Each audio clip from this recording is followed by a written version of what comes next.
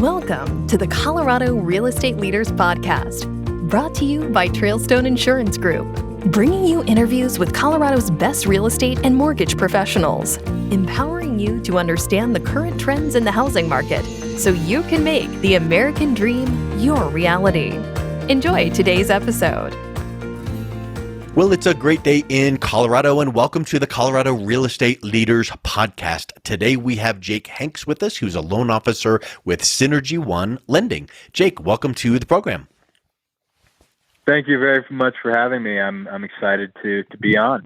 You're welcome. I always loved starting off asking, how did you ever get into the mortgage business? Because I'm sure that probably in third grade when you stood up and said, I want to be a fireman, police officer, lawyer, doctor, maybe a loan officer wasn't in that mix. So how did you land in the mortgage industry?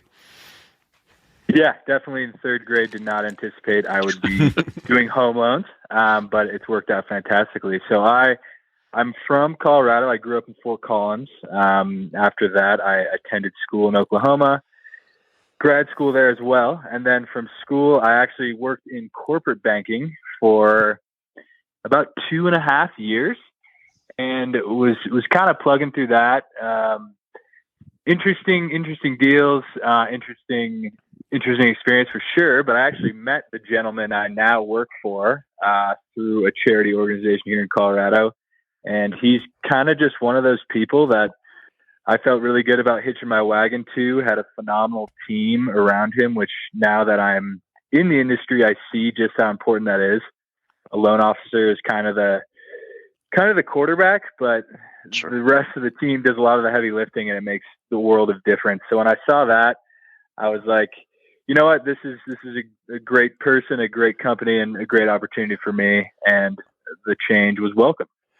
You know, one thing that jumps out at me when you were mentioning that is if that person had come to you at your corporate banking job and tried to recruit you, you might have been put off and like, no, I'm good to go. But you connected through networking, through a charity organization. And so I think that's a life lesson, business lesson that we all need to take away and go, you know what? It's not all about nose to the grindstone and getting her done. It is, where can I give back? And whatever charity organization that was that you were both at, that became a give back, a serving, a cause that you were both aligned with. And then who knows what can blossom from there. No, I 100% agree. I had no interest, no vision of changing industries, but I met a guy with a similar interest, similar background, kind of sparked a real relationship. And from that turned into a career. So Like you said, you never know who you're going to meet. You just don't. So now let's kind of fast forward into what you're doing today. You're helping people with mortgage lending. I'm certain that it fluctuates between a lot of refinances to a lot of home purchases to a lot of, remodel or construction loans. So what is typically your niche that you are specializing in these days? So if you look back last year before, that was incredibly refinance heavy. That was driven 100% by the extremely low rates brought on by COVID and kind of the economic situation we were in at the time. But at the beginning and that being said, purchases were absolutely still happening, but the refinance business was really just booming. Yeah. Kind of coming into this year, I would say really February, March, that's when interest rates started to go up at a pretty rapid clip. So when that happens, refinances, especially after a couple of years of such low rates, they really go away unless you're looking to take out cash of your home, consolidate debt in some way. But generally, people refinance to get a lower rate and to pay less on a monthly basis. So this year, it has been, I would say, not 100% purchase, but the focus and our kind of business activities and where a lot of our time and effort lies is definitely in the purchase business. Yeah. And with residential mortgages, that's anything from 1 to 4 units. So anything from a condo to a fourplex. So purchases are definitely the name of the game this year. And saying that, I definitely know I don't just speak for myself in terms of lenders. Yeah. Yeah, you got to kind of go with the flow and see what the market volatility is giving you. And deal with the hand you're dealt. And I think the interesting thing is if you only got into the business because the rates were low and now I'm doing all these refis, well then the tide is rolled back in and now you're up the creek. So you must have developed some great relationships with referral sources and realtors and referral sources like that, so that then you can kind of just make the nice merge into that. So tell me a little bit about how you're serving your real estate partners. Yeah, 100%. And kind of to your point, during a refinance boom, that the nurturing of referral partner relationships can get lost a little bit. But that was actually another reason why I joined Synergy One, is because the focus is so heavily on building those referral partner relationships and focusing your business around that purchase, because that's the thing that doesn't dry up. Yes. People are always buying houses, and the refinances are kind of the things that come in waves. For my referral partners, obviously a vast majority of those I would say are realtors. But again, to the networking point, it's not just realtors, it's really anybody you meet. For realtors, I think the thing that kind of sets us apart is the team. The team here has supported loan officers doing in excess of $100 million a year. So there's just nothing they haven't seen, and the processes are so dialed in, from what I do to what our processor does to what our underwriter does. Everybody has a role, executes it as close to perfection as we can, and there's no guesswork of, hey, what do I do here when this comes up, or when I have this issue, or I'm at this point in the process, who do I need to communicate it to? What do I do? There's none of that. We have a plan in place, I guess is what I'm trying to say. And I think that's something that is extremely valuable. 100%. And one thing that people need to realize is, if you want to be super efficient and precise in what you do, you need to be focused on the task at hand, the present. And if you don't have a team behind you, even, taking the transaction from one step to the next, Jake needs to be able to originate a package, get things set up, and hand it off to the next most qualified person, so that you are so focused on serving your referral partners and your next client that all of the paperwork and the processing is handled by the experts in that area. And that keeps you focused and sharp to be your best. Exactly right. Delegating tasks as much as possible. I have my role. It's to provide amazing customer service, like you said, to my partners, my clients, and it's also to continue to bring in loans so the pipe stays full. So once I have my job, then my loan officer assistant has theirs, and when it's working in harmony, that's how you really take your business to the next level and take your referral partner relationships to the next level, because they can see that and they feel it too. Yep. So talk a little bit about the steps in the home buying process. If someone is listening to this going, okay, I need to buy a house, and maybe it's first time home buyer. But you know what? If someone, what is the statistic that people are living in a house 5 to 7 years before buying the next house and moving on? Whatever that number is, even if it's 3 years, you forgot the process. So even if it's a second time home buyer, third time home buyer, you really have to start from square one to re-educate them on making sure they understand every step of the way. So what are some of the places you start with making sure people understand what's coming ahead, the next step and the next step, and making the process smooth? Yeah, absolutely. So generally how the vast majority of clients come in is they do come from that referral partner. So for example, if a realtor were to send me a client and say, hey, this person's considering buying a home, that initial conversation is really, hey, what are your goals? What's your timeline? And when do you want to start making offers and really, really getting serious? Because thinking about buying a home and wanting to make an offer, that there can be a gap there. So the initial conversation, the big one, like I said, is figuring out their goals, what they're trying to accomplish. From there, the conversation comes to, hey, you're spending X amount in rent. Your mortgage could be this amount. So you need to start thinking about, what's that mortgage going to feel like? So whatever that gap is between your rent and your mortgage these days in Denver, your rent may even be higher. Yeah. Bridge that gap on a monthly basis in terms of saving. From there, if you feel comfortable, the real step and the real kind of entrance into the home buying game is getting pre-approved. And what that looks like is, number one, you fill out an application.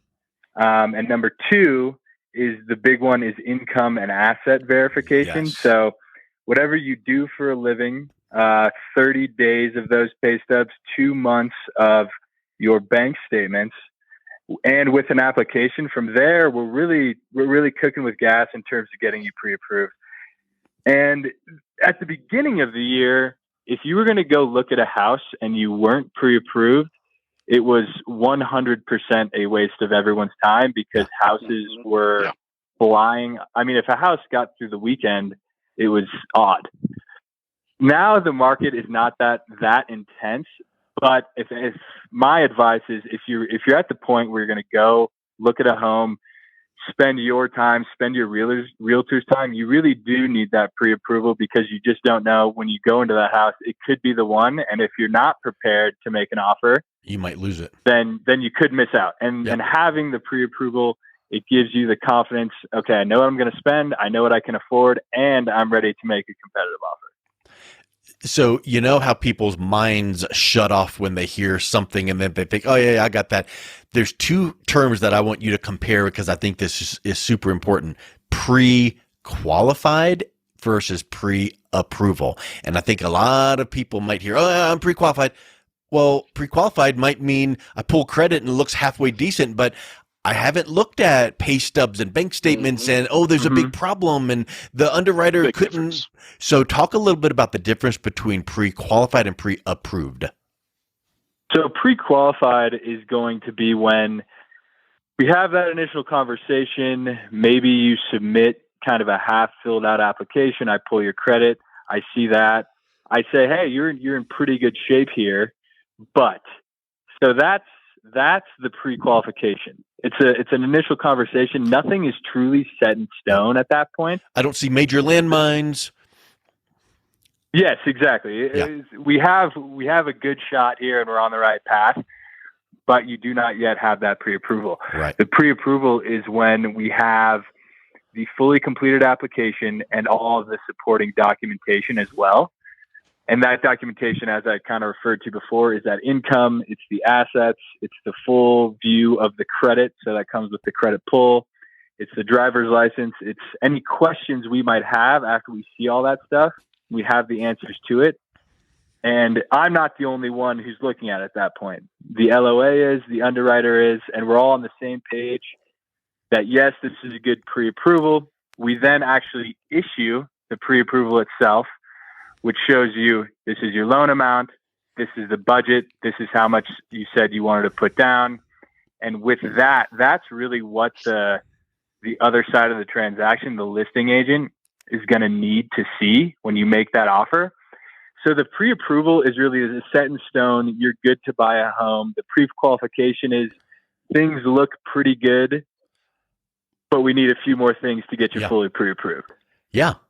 I mean, that's a big thing because short of the appraisal and the title work, we already checked everything else out. Full credit, looked at your assets, look at your income. There's no weird gaps. There's no strange overtime hours that the underwriter can't count because, if you just put on the application, I make X number of dollars, that might look good on paper. But when we dive in deep to the pay stubs, it's like, oh, wait a minute, that's a big problem because whatever that might be. So pre-approval is a massive aha for people to realize. You can't just talk to your buddy from church and go, oh, I'm pre-qualified. You want that underwriter looking at the actual documents. Now you can go out confidently looking at that price range of house. Exactly. The pre-approval is critical. And the cleaner the pre-approval is and the more dialed in we have the pre-approval itself, the smoother the rest of the process is going to be. So that's why it is so critical, because if you start from an excellent pre-approval, you're really setting yourself up for success rather than starting from kind of a shaky pre-approval. That's really when kind of troubles arise closer to the finish line. Yep. So So what are some of the things that once you're pre-approved and now we go out looking for the place and now they come back to you with the contract? Okay, contract was accepted. Now what? What's the next step in the process to finishing up the loan? Yep. So once we get a contract in, that's the point we will order an appraisal. In the contract, there'll be an appraisal deadline. We'll order the appraisal first day. And then from there, the biggest lift for the client side is really a refreshment of those pre-approval documents. So if those 30 days of pay stub, those 2 months of bank statements, really everything you submitted during that pre-approval process, especially if it's that really thorough, dialed in pre-approval, we're going to need all those documents refreshed. On top of that, there's things like homeowners insurance, if there's an HOA, those documents as well. But the biggest lift, I think, in the way we do things here at Synergy One really is that pre-approval, because we get everything we need and usually more to set us up for success.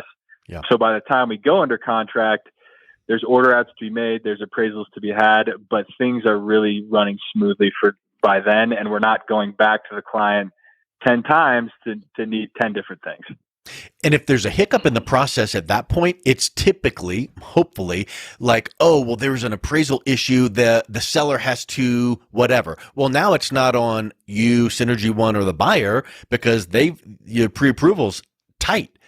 But the appraisal now brought up this issue, so we're going to fix that real quick. So we're going to, delay closing for 3 days because we have to fix that. But it takes the pressure off of you and your buyer. So that's a really great clarification that you bring up. Well, I'll tell you what, Jake, sounds like you've got such a dialed in process. I really, really love hearing how you've got such a great team and structure. If someone listening to this was interested in reaching out and connecting with you and learning more about how you can help them in their home buying process, what's the best way they can connect with you? Yeah, absolutely. The best way to get a hold of me is really just via cell phone, call or text. My number is 970-481-2257. I am also active on social media, and my handles for all of those things are jhanks, all lowercase, _S1L. And there you'll see a lot of mortgage information. Try to make it as exciting and as fun as possible, because I know sometimes this stuff can be daunting. Yep. But those two ways are the best way to get in touch with me. And always open to talk mortgage. I like to make it can feel very daunting, intimidating when you get into the process, but my job is to make it feel smooth and fun, and remember that you're buying a home and it's something to celebrate. Awesome. What a great way to end the conversation, because it is a celebration, and at that closing table there should be hugs and high fives as the keys exchange hands. So thank you so much for coming on, Jake. I really appreciate your time. Thank you. Thank you for listening to the Colorado Real Estate Leaders Podcast, brought to you by Trailstone Insurance Group. To learn more about the topics mentioned on today's show or listen to past episodes, visit www.coloradorealestateleaders.com.